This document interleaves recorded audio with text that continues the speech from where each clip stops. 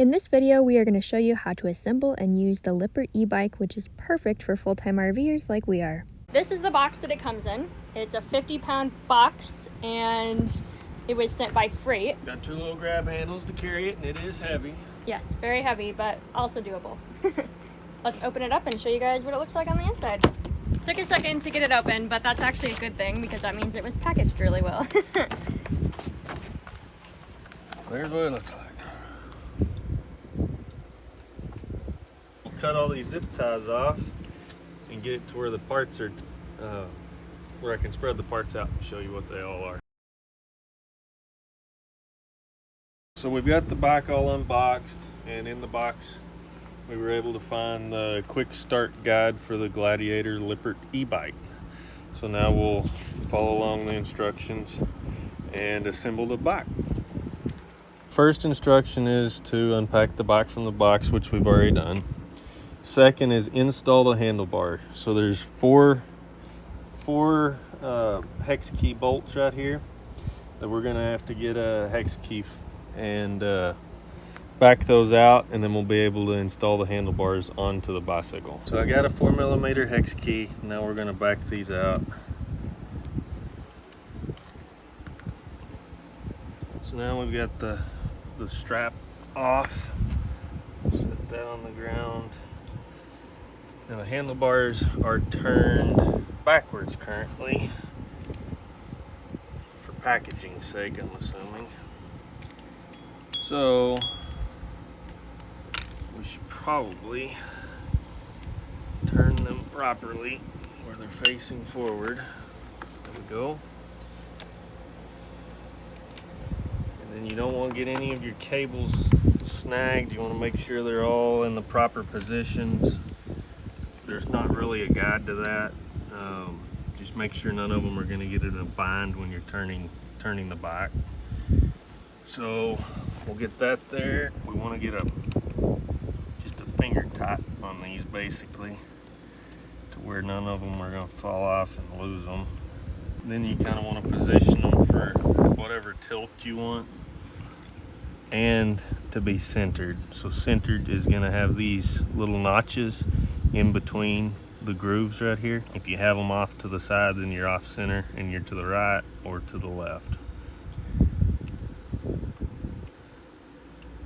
But once this is finger tightened to where it's still loose but it's not going to fall off, then you want to find your right position pitch wise that you want your handlebars to be at, and then you're going to tighten them one at a time in an X pattern, similar to the lug nuts on a wheel if you're changing the wheel on your travel trailer. So one turn per bolt in an X pattern.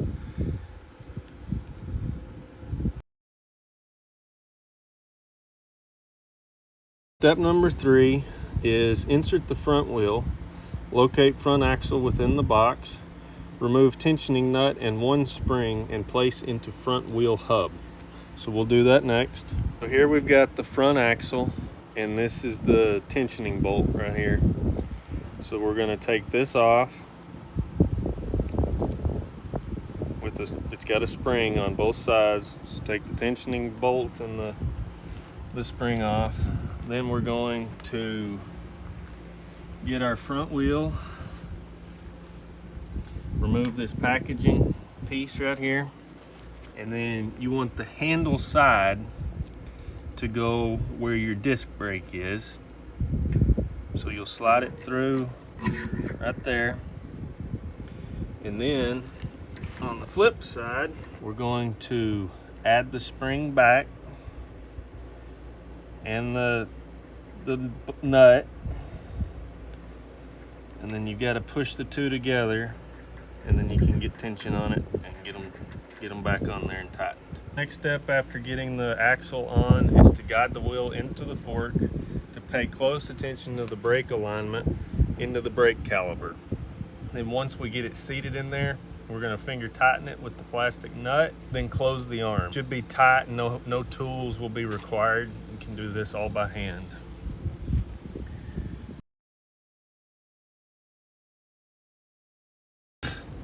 So to finish this off, now that we've got it lined up, we've got to tighten this up to where this will flip over and tighten and close the axle.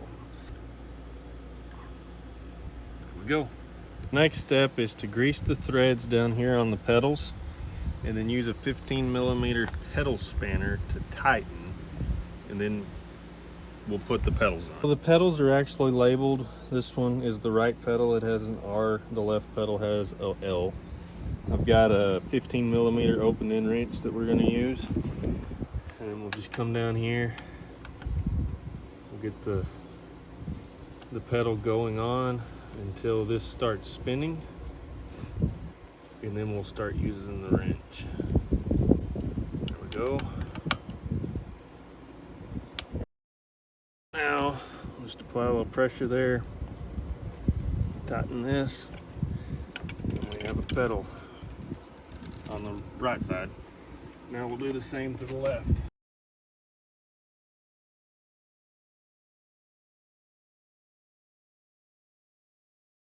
We're going to move on to step 5 now, which is install the disc brakes. We're going to loosen the 5mm Allen bolts on the brake calipers, front and rear. So you can flip to the next page and it's figure 8. So on the front, it's actually this top bolt right here. So we'll loosen this. Now that we've loosened the Allen bolt here to be able to move the brake caliper to the left or to the right, we're going to move on to 5B, which is to pull the brake levers to center the caliper. So you want the brake disc here basically to be center with the brake pads down in the middle. We got the front centered. So now we're going to tighten this back up. There we go. We have a brake. Now we're going to repeat the process on the rear brake caliper. So now we want to get this brake pad centered here. Make sure there's no rubbing. And now we'll tighten this back down.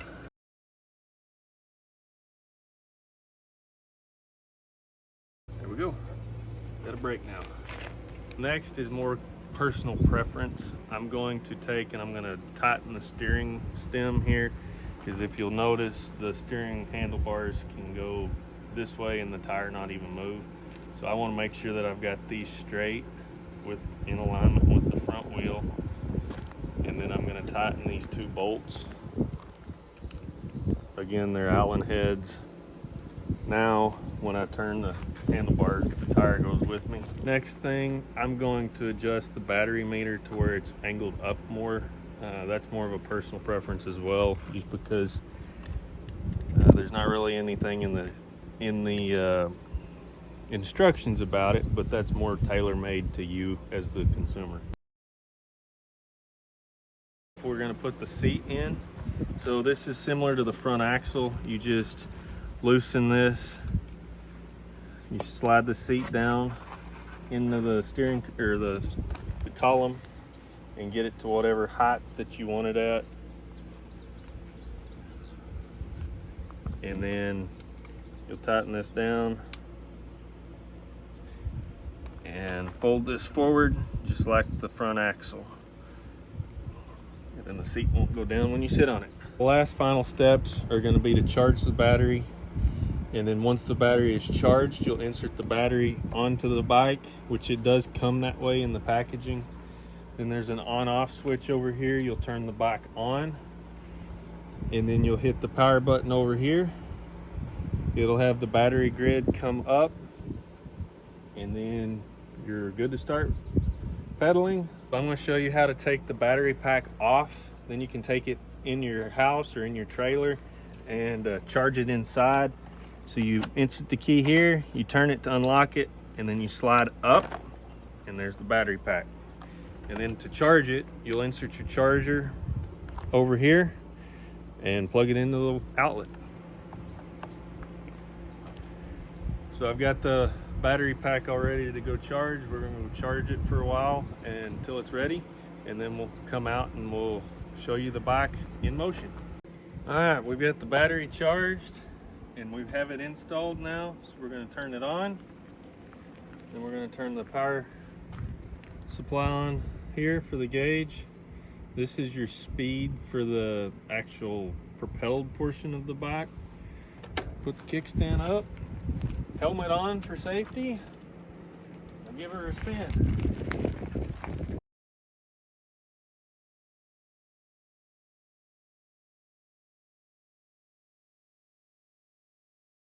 All right, first short ride under your belt. What are your thoughts?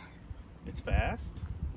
I've still got to learn how to do it because this is actually the first e-bike I've ever had. It's a nice bike that rides very well. The e-bike is kind of nice because when you quit pedaling, it kicks in, but you don't always know when it's going to kick in. So that's a little bit scary part sometimes. But that's the learning curve I got to get through. We'll figure it out. Oh yeah.